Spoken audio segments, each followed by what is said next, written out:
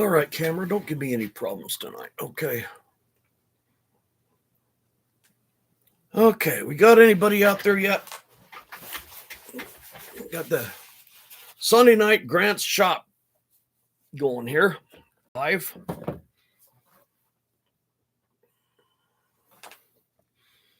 Looks like I had one person there and left.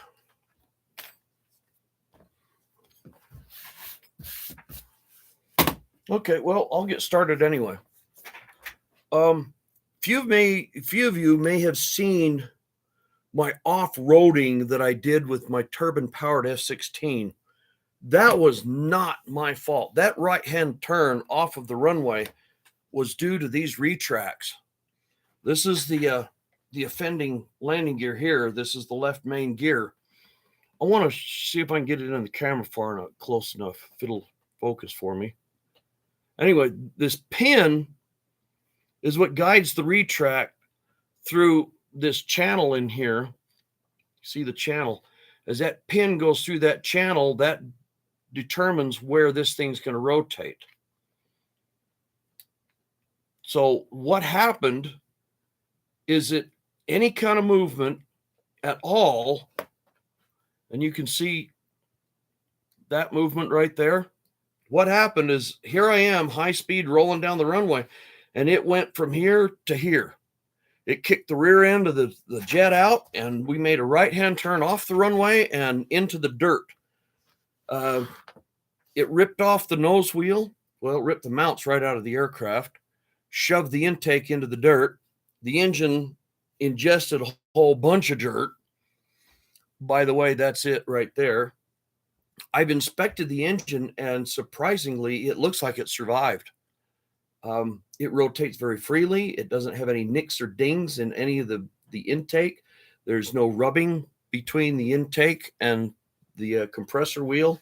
It's on my test stand right now, and I'm going to give it a fire tomorrow, and we're going to see what happens. Hopefully it will run right. Anyway, let's get back to this retract. You see the movement at the top of this right here in that sleeve? When these things get worn, it will not stay in one place. So I don't know if I ought to literally machine a custom set of retracts, a lot like the Skymaster F-16, which is a positive lock and anti-rotation, or try to fix these. I mean, these are BVM retracts. They're supposed to be good retracts, but you know what? I'm not a fan of the design. I'm really not. There's way too much that could go wrong in there. And this amount of movement is unacceptable. Absolutely unacceptable. And it's been kind of like that since I got the damn plane. So anyway, I don't know what you people think. Shoot me a message. I started drawing up some landing gear in Fusion 360. It's going to take a lot of machining, but hey, winter's setting in, and I've got all the time I need now. So anyway, let's get back to this turbine here. This is a very old RTI 2800. I don't know if you guys remember the old Ram 750 and Ram 1000. Well, this is a highly upgraded Ram 1000. It will put out 30 pounds of thrust. They guarantee 30 pounds of thrust. You look at this thing, it looks military grade. The jet cats and whatnot have got a lot thinner combustion chamber. This is all billet aluminum. I don't know if they service these things anymore either. But I tell you what, this thing is industrial grade. You could probably grind your coffee with it and it'd be fine. But like I said, we're going to give her a run tomorrow. We're going to find out if it really runs. Now, this is my alternate engine because my Jet Cat P120 burned the rear bearing. And when it did, it bent the main shaft. Yeah, that wasn't pretty. When it burned the rear bearing, the main shaft moved forward. The compressor hit. Well, here it is right here. What do you know? this is a new compressor wheel. I'm going to see if I can make this thing run again. This is the old one. You can see where it burnished itself on the inside of the compressor case right in here. I mean, that really looks terrible. Look how much play is in there now. That's awful. So anyway, I have a piece of 4130 chromoly steel I'm going to be making a new main shaft for. I'm not new to jet engines. I'm an old jet engine mechanic out of the Air Force. I'm pretty sure I can make this thing run again. I have new bearings. That's these. And if you know anything about bearings on these little turbines, you'll know that they are what's called ABEC 9 grade. And they're the highest grade bearing you can get. They're ceramic balls. Unfortunately, when this one, it lost the oil supply going to the bearing itself that sits right here. And when it did that, it, like I said, it burned the race. And then from here, the shaft moved forward because this is the turbine wheel side. Oh, I know I got a turbine wheel here somewhere for it. I know I do. Anyway, this is the intake side. This is a new bearing here. Now, these bearings are not only ceramic, but they're what's called angular contact. So they don't contact the ball radially or vertically. They contact it at an angle. So it's meant to be preloaded this way so that the pressure moves it up into the race, and the same thing from the other side so that they're working with each other. They're $60 a pair. And you have to get them from, really certain outlets, and they need to be a matched set. The other one is in here. Oh, there it is. Okay. This is an angular contact bearing. Now you see the little V on it? That tells you which way you need to place the preload on it. And that means it comes from this side and goes out. If you push too hard on one of these the opposite way, it will pop it right out. And you can also tell too, because there's very little race on the back side of this ball, and it can fall out, but there's quite a bit on this side. So that's the way the pressure is supposed to be. Lucas Chapman, hello. Oh, hey, thanks for the thing on the Flat Out RC. Glad you're watching tonight, bud. You got any questions? I'm just kind of freewheeling it for tonight.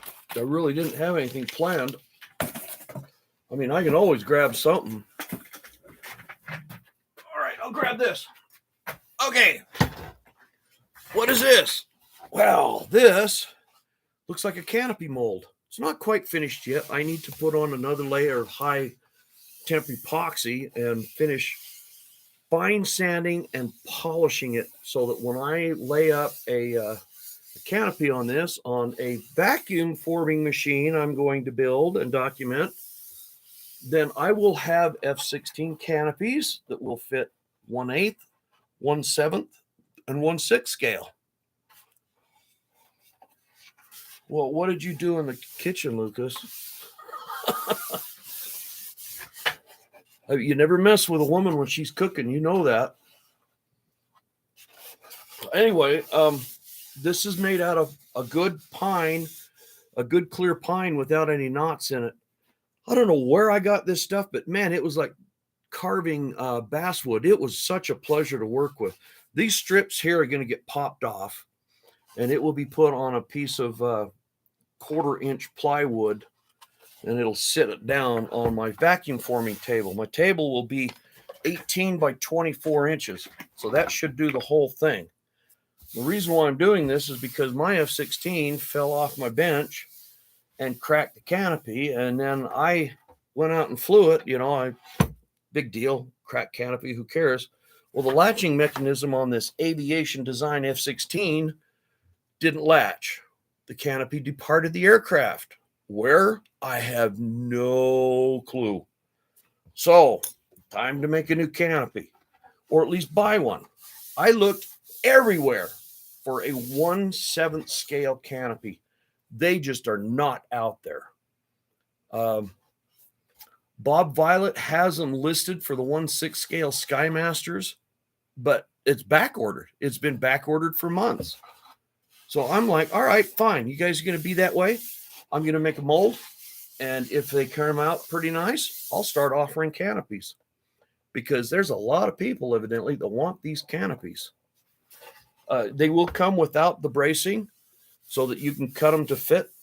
I've seen people, they want these canopies for the old Byron's F-16, which is 1/8 scale. My aviation design is it's 1/6.8.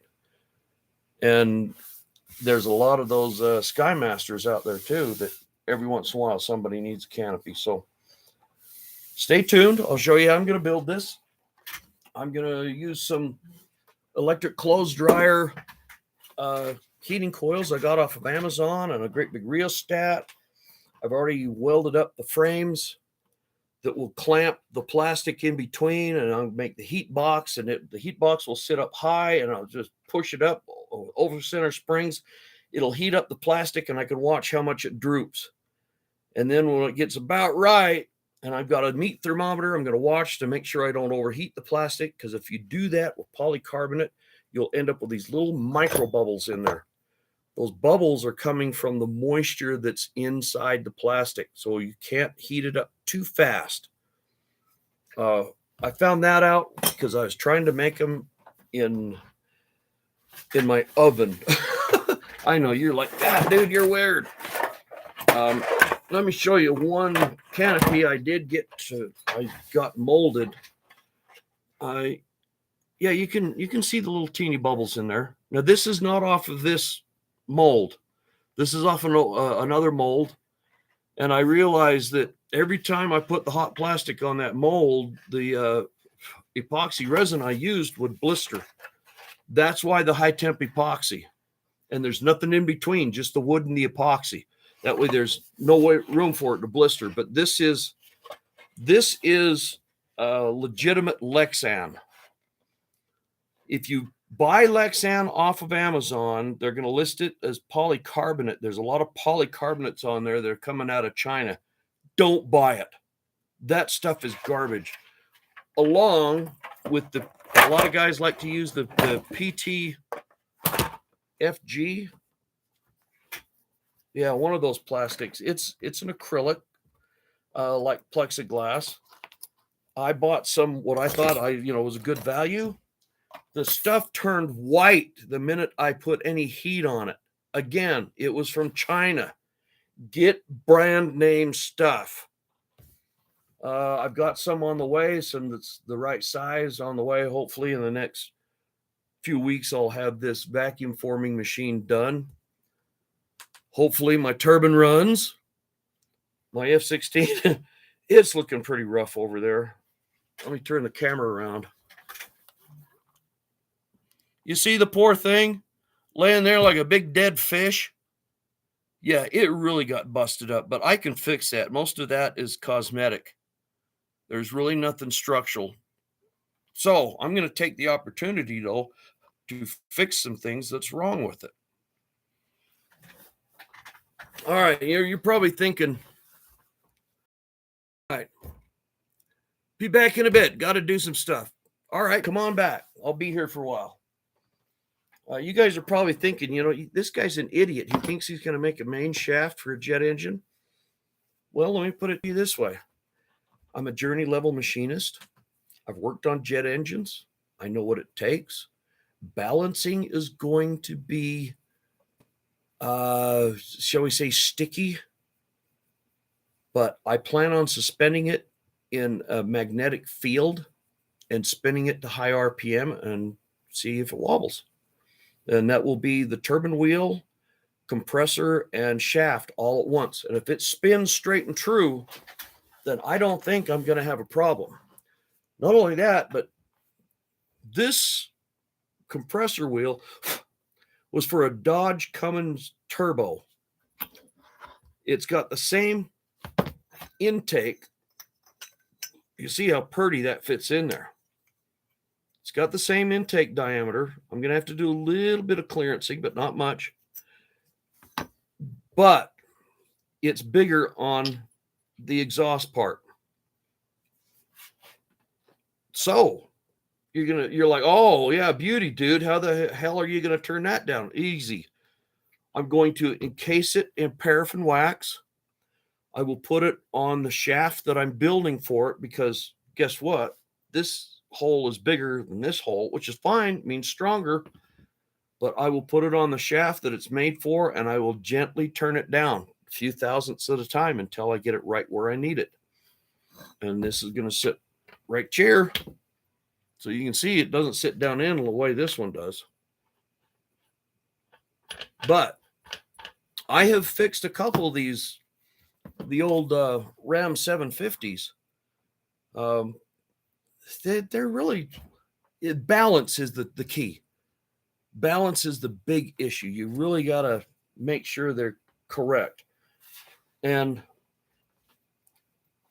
not only that, but you got to make sure that when you get these things, they're pretty much pre-balanced. I don't know for how many RPM, but there's a harmonic that goes on with the turbine wheel at the end of the shaft. And if you don't get the balances lined up correctly, it could end up doing this number. Or if they are lined up and they're both out of balance on the same side, it could do this. And that, of course, puts extra load on the bearing, which you don't need. The tighter the gap, or the closer you have on here between the intake and the case, the better compression you're going to get. With these little engines, compression loss is a major factor. In a true jet engine, you'll get 40, 50 to 1 compression. On these, they run 2, maybe 3 to 1.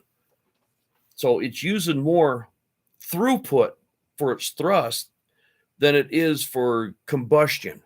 That's why these things use a lot of fuel for their size. That RTI will run 10 ounces a minute at full throttle.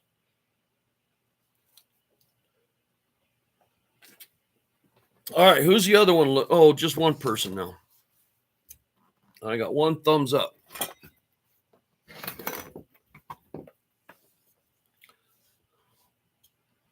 I don't know if that's you or not, Lucas. Anyway. All right, so here's the starter motor for this thing. There's a nut that goes on the front of that.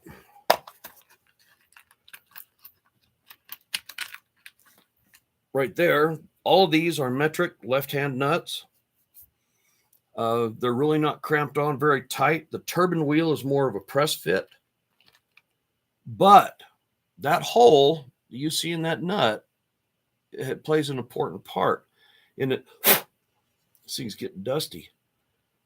Right here is an optical sensor that looks through the hole to the pickup. So if it doesn't see that hole, it doesn't know how fast it's turning. The RTIs run a different system. They actually run a magnetic pickup with a Hall effect sensor in them. The magnet that you use is literally just a washer that's magnetized on one side for north, the other side south, and it can see that spinning. And it can see it spinning at a distance. It's quite amazing. Anyway, these are all the nuts and bolts and screws that go to this thing. And then, yeah, like I said, I got the material. This is 4130 chromoly, 3/4 inch. This is what's left of the main shaft that came out of this engine. This was the turbine side. This was the compressor side. And you can see where it fractured right here when it hit the case. So it's no good anyway. I wasn't going to rerun it to begin with. But cutting this is a trick. Cutting it true is a bigger trick. And that's why I'm a journey level machinist, because I know how to do it. So maybe I'll document how I do that. I really shouldn't. I mean, some people think that they can do it after watching a video and they can hurt themselves or others. All right. Anybody else watching? Oh, I got 2 thumbs up. All right. Well, this is going to be saved for later on. Here's something interesting that you guys might like. Here's a little Schweitzer 126 that crashed on its maiden flight. I had way too much control throw in it, but I thought, hey, it's a glider. It's not going to react very fast. Bet me. Anyway, I have an in-wing servo here, and you notice that there's no linkages to that aileron. How do you like that? All aerodynamic like. Well, what it is the servo horn is embedded here in this part of the aileron, and it acts not only as a hinge, but zero lash on it. So that connects right to the servo. You can't get a screw in there. So what you do is you angle the aileron in there, snug it up to the servo, and then glue in your other hinge. This whole airplane will have internal controls. Here's the fuse. This old glider was made by Sterling probably 45 or 50 years ago, and it hung above my head for 30 years. And I was always like, it'd be nice to finish that, but I really don't feel like going up on the mountainside to fly it, da-da-da-da-da. Well, electrics came along, and I thought that would be perfect for an electric right there on the nose. Look how that blends in. Isn't that sweet? Well, it worked great. And I put a big motor in it. And good Lord, I could have used it for a racer. Anyway, this aircraft will have carbon fiber wing spars, but it's going to do something a little bit different in that one of them will stay with one wing. One of them stays with the other wing. This is going to come out with the other wing. So when you put both wing halves together in the plane, come on, there you go. This will get glued in. You put them together in the plane like so. There's going to be a screw right through here. So you go in and you just put the screw in the middle, and that holds the wings on. And then, of course, there's going to be a locating dowel here. So this is in the middle. I got 99% of it rebuilt. It was totally destroyed back to here. So I just built a brand new fuselage. It's got spoilers top and bottom. It's really a cute little plane. But here is my linkage. I'll get this wing off so I can flip it around. Here's the linkage to the rudder. Isn't that cute? Well, you put monocoat over it, you're not going to see that. And that tiller goes right up into a spot in the rudder.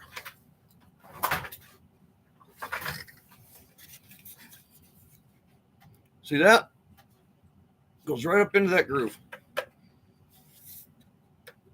And there sits the rudder. Oh, the sweetness. You like that? Yeah, that's cool, isn't it? Very little aerodynamic drag. And let me find, there's the elevator. Elevator got the same treatment.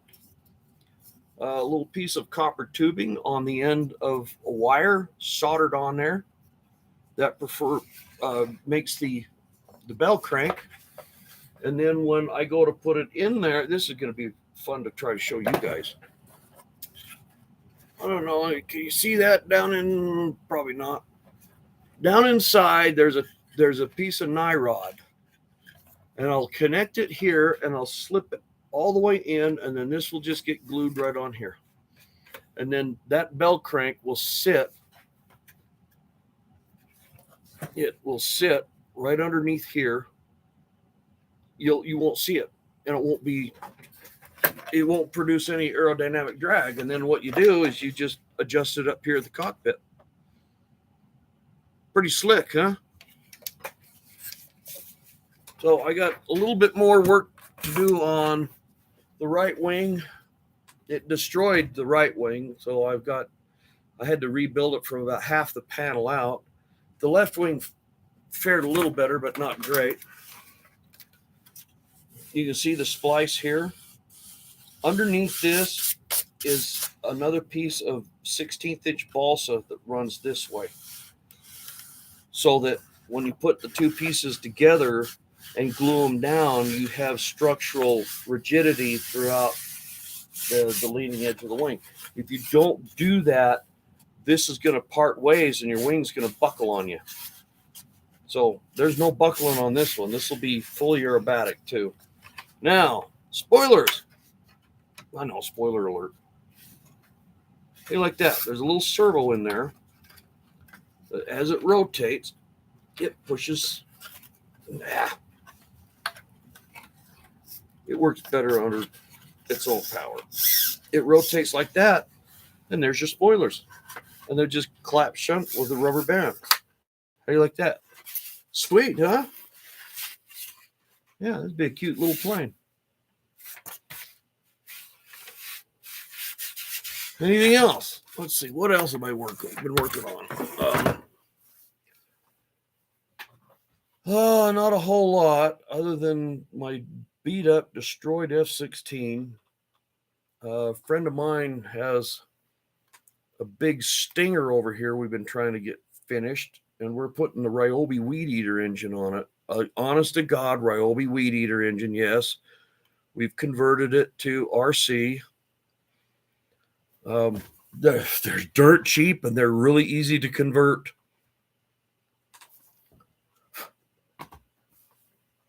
So I don't know what else to say tonight. Maybe I'll sign off and you guys can watch as much of this as you want. I kind of like, I really do like socketing my control surfaces so that I don't get a lot of drag off of them. I got to cover that up now that I've gone with this arrangement. That used to be a control horn, as you can see, before I destroyed it, broke it. Same thing with the elevator, but I've filled that one in with that super lightweight spackle. So that one's ready for covering. This one is about the only piece that I didn't have to cover. Oh yeah, here we go. All right, here's something I can talk about. Fuselage. See the blue foam in here? This stuff's light, really light. And if you want something that's going to hold a shape with balsa wood, you could, I think I used really thin 16th inch on that. You can literally make what you need out of that blue foam and sand it. It's messy to sand, yeah, but when you plank it, you could even use 32nd inch or even cardboard, or not even plank it at all. Put some fiberglass cloth and epoxy resin on it and glass it. But that's a really good way to make a one-off mold of things. This whole front of this airplane was done with the blue foam. I blocked up the whole thing. I sanded it to shape. I laid it up with, this is Kevlar cloth. So yeah, you should be able to shoot at it and it shouldn't hurt it. I mean, bulletproof airplane here. That's what they make bulletproof vests out of anyway. So this is going to be a nice little glider. This is going to be one of my faves. Plus, I've got, where did you go?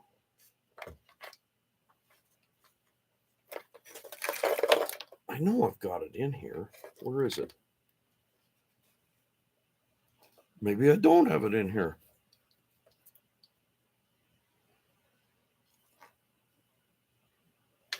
Oh, come on. Uh-oh. I lost my variometer. Oh, no, there it is. Right there. That little tag is a JR Vario. It senses movement, vertical or horizontal. So this is going to be inside the aircraft. And I'll be able to tell if I'm in a thermal, and I'll listen to my transmitter beep when it goes up or frown when it goes down. Anyway, you think that's pretty cool? Yeah. Let me show you the canopy. Oh, you guys are going to love this. Look at how yellow that canopy is. This plane has been around, well, since the world was black and white. I mean, that's a long time, but that canopy is so yellowed. I don't know if you can see that on this camera. Maybe if I put it up against that white rudder. Can you see the yellowed canopy? I mean, I can see it plain as day. But I'm like, maybe I ought to make a new one. No, I think it adds character. Anyway, if you find one of those old Sterling kits anywhere, last time I looked about 6 years ago, an unbuilt Sterling Schweitzer 126 was running about $350. That's because Sterling has long since been out of business. I happen to have 4 Sterling gliders here. I've got the 126. Up there on the ceiling is a Cirrus. You see it right there in the background. Oh, gotta touch it. Right there, that one. And then over there on my rack of unbuilt kits to the very bottom, let's see, that would be your right. Can I zoom in? Yeah, I can zoom in. I don't have to get up. There's 2 more Sterling kits right there that are unbuilt. That's about $600 worth of kits, right? Just those 2. I've got a lot of old unbuilt kits. I keep telling my kids when I die, don't have a garage sale. You're going to be missing out on a lot of damn money. Okay, well, maybe I'll let you guys go tonight, and I will hopefully be more prepared next Sunday. I'm going to do this every Sunday evenings at 6 o'clock. And yes, 32 minutes live. So that's about enough for one live stream. I'm going to try to keep them about 30 minutes. So you guys have a good evening, and tell your friends if they want, tune in on Sunday nights to Grant's Dungeon. Oh, I mean shop. It is a dungeon. It's an oubliette. An oubliette is a French word for a hole you stick somebody in and forget about them. Just let them die. Yeah, well, sometimes it smells like I died down here. Anyway, catch you later.